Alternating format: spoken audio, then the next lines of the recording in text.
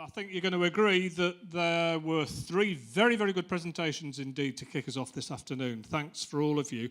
Ian's up here. If I could ask Nadine and Mukhtar to come up as well. What I'm now going to do is invite questions from the floor to our presenters. Tracy, I think, has got a roaming mic. And, Victoria's got a roaming mic. We've already got one question. My question's for Ian.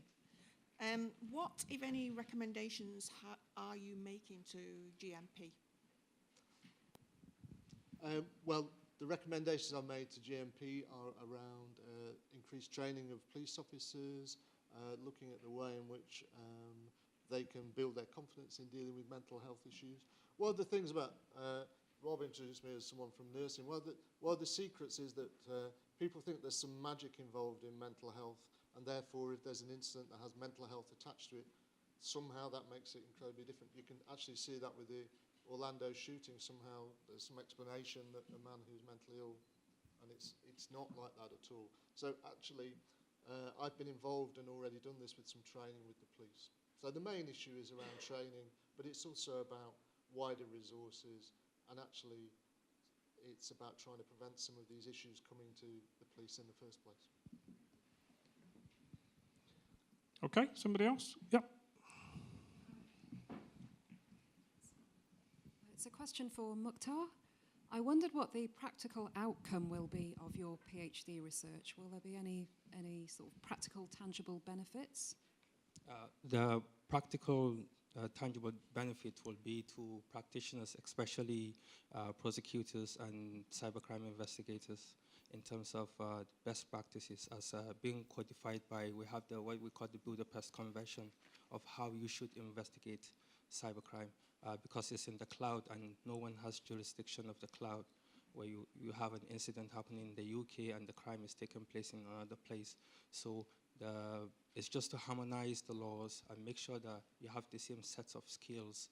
So that in terms of policy, it's going to help policymakers to take the best of cyber laws around the country. In terms of practice, digital forensic experts to take the best of what is out there in terms of comparing who has the best and trying to upgrade your system as well. Thank you. Okay, somebody else?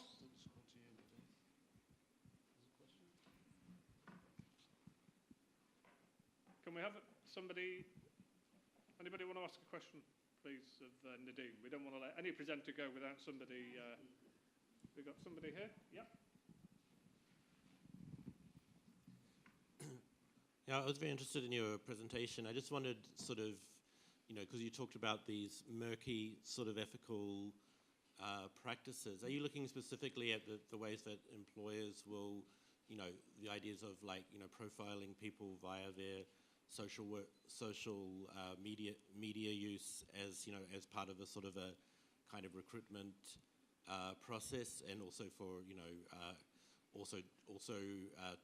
terminations of employment as well, because obviously there's been some high-profile cases like the guy in the States who was tweeting about Gaza and then found he didn't have a university position, for example. So my research isn't extended to disciplinary and grievance, although I think there's plenty of research that should happen in that area, but I think the scope of my thesis was a little bit narrower than that. But absolutely, part of the issue is anecdotally we know that employers are doing this. So if they are, and anything you put on your social media is not private, then why isn't it a transparent process? There are no frameworks within, so I come from a HR background, and there are no frameworks within our professional body to protect employees, but to protect employers as well, because there's issues and risks around discriminatory practices. So I would hope that the impact of my research will form part of policy or some kind of framework eventually that will help alleviate that. We know it's happening, but I think we need to stop ignoring it now. Okay, we're on a tight schedule. We don't want you to get bored, and we're going to move on. Let's give these 3 guys another very good round of applause.